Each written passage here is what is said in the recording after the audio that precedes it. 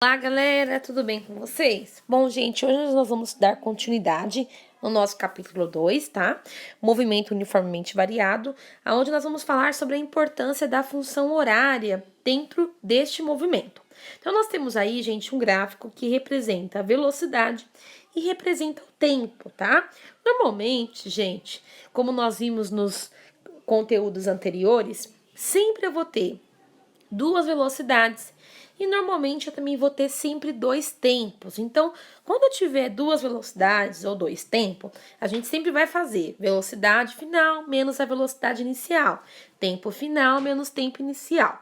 A velocidade inicial, ela sempre vai acompanhado pela letrinha, pelo número zero, tá? Então, V com a bolinha, V com zero significa velocidade inicial, ou T com zero significa tempo inicial. Tá bom? Então, nós temos aqui a representação da função horária dentro de um sistema de movimento uniformemente variado, onde a minha velocidade, ela tá se encontrando dentro de um intervalo de tempo, aonde vai formar a minha variação de espaço, que vai representar aí o quanto o meu corpo, o meu sistema, o meu objeto, ele andou, ele se deslocou, tá bom? Então, a variação de espaço, ela representa aí o deslocamento do meu objeto.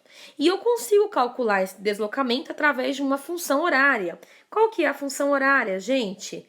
Espaço, né? Vamos tentar lembrar um pouquinho da fórmula do sorvete. Essa fórmula é um pouco diferente, porque nós não estamos falando de movimento uniforme, a gente está falando de um movimento uniformemente variado. Então, nós temos aí o espaço total, né? O resultado é igual o espaço inicial mais a velocidade inicial vezes o tempo mais 1 sobre 2 vezes o meu coeficiente vezes t ao quadrado, tá? Então, a fórmula do sorvete, ela ganhou aí alguns valores, né? Alguns sistemas aí diferentes do que tinha aí no meu movimento uniforme.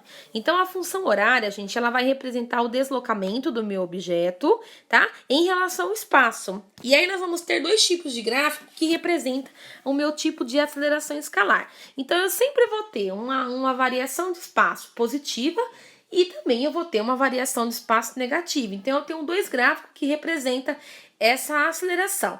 Então, eu tenho o primeiro, que é a figura 8, que ela representa um movimento positivo. Então, ela começou lá no espaço inicial, ela desceu e depois ela subiu.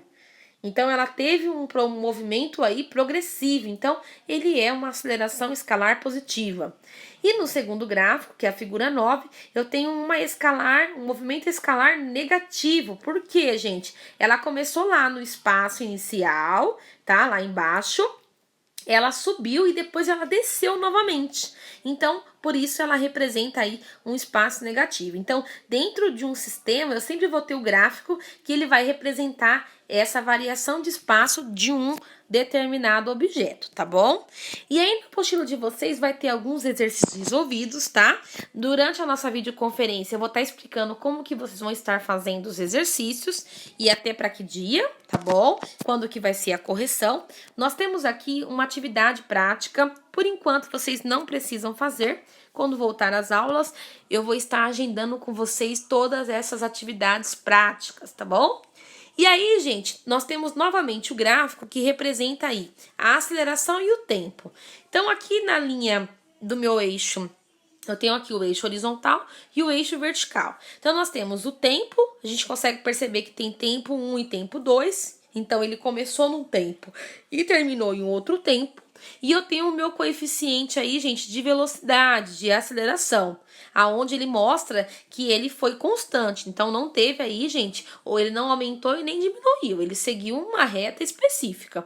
E através da minha aceleração e do meu tempo, eu consigo descobrir qual é a variação de velocidade. E como que eu faço isso, gente? Então, tem uma fórmula específica, tá?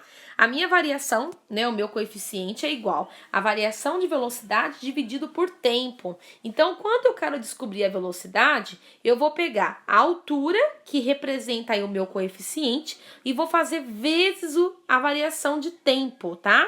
Então, toda vez que vocês quiserem, o exercício estiver pedindo, dentro do movimento uniformemente variado, a variação de velocidade, então a resultante de velocidade, vocês vão pegar a altura vezes a variação de tempo. Se tiver dois tempos, tem que pegar final menos inicial, para depois fazer vezes a altura, tá bom, galera? E aí, na página 32, nós temos também alguns exercícios resolvidos, tá? É importante que vocês leiam esses exercícios, consigam compreender o porquê da resposta, para que na nossa aula de videoconferência a gente tenha essa troca aí de informação, tá bom, galera? Bom, gente, na próxima aula a gente vai estar abordando aí a velocidade escalar média, tá bom? Que aí vai ter em relação aos experimentos de Torricelli também, que é importante a gente conseguir compreender essas funções, tá bom? Quando a gente fala de velocidade escalar média, a gente fala daquela fórmula que nós vimos anteriormente, né? Velocidade média é igual a variação de velocidade dividido pela variação de tempo. Então, a velocidade média, ela usa aí, gente, a minha velocidade e o meu intervalo de tempo, tá? Dentro do meu movimento retilíneo vertical, nós temos aqui um experimento da Torre de Pisa, né? Onde ele calculou a variação de velocidade que tinha em pesos diferentes. Então, ele usou aí diferentes tipos de peso, tá? Então, gente, essa aceleração gravitacional, ela sempre vai ser padrão, tá? Então, eu vou voltar aqui. Então, na Terra, gente, a variação de velocidade, ela é usada em um valor específico que é 9,8. Então, a aceleração gravitacional da Terra, tá? É 9,8. Quem quiser grifar, pode grifar, tá bom? Então, Galileu Galilei, gente, segundo alguns estudos feitos por Aristóteles, ele foi fazer um experimento específico, tá? Lá na Torre de Pisa. Ele queria confirmar se os dados de Aristóteles eram mesmo, certo? E se podia ter essa variação de acordo com o corpo específico de uma natureza diferente. Então, ele jogou aí para conseguir calcular a variação de velocidade em relação ao peso do meu sistema, da minha partícula. Então, nós temos a imagem aqui, tá? Essa representação é uma representação artística da experiência de Galileu na Torre de Pisa. Os corpos caem ao solo com uma aceleração cujo valor independe de suas massas. Então, ele conseguiu comprovar, gente, que independente de eu ter uma massa menor ou uma massa maior, quando elas são jogadas de um mesmo sistema, aonde o plano ele é inclinado, tá, gente? Dentro do movimento uniformemente variado.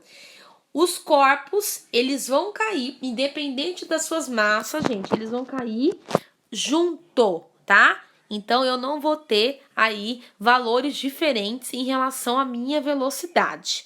Então, independente da massa, eles vão cair o solo no mesmo tempo, tá bom?